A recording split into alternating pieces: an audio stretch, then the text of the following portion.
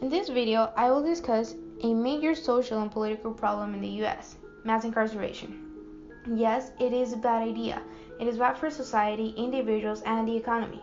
Even worse, it is not effective. The current correctional system needs a change. The correctional system has three main goals: punishment, correction, and deterrence. Punishment is necessary for those who break the law.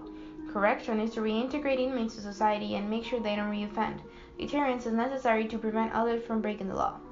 Sometimes it can be confusing because punishment is not always the right way to go. Sometimes rehabilitation for mentally ill offenders can be the right answer. Correction is not always the focus of correctionals. Many times deterrence is, leading to unfair outcomes for many people when they are punished harshly to set an example and deter others from breaking the law. The US has 4% of the world's population, but 25% of the world's incarcerated population.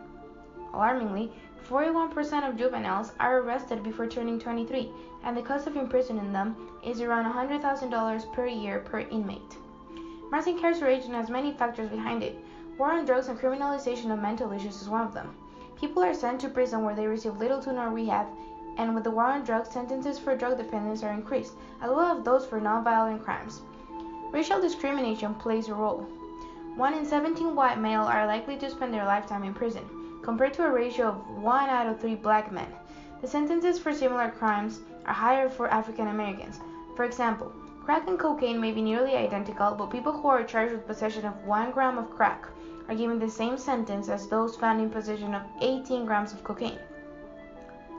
Lastly, profit from private prisons is an incentive for judges to send people with minor offenses to prison.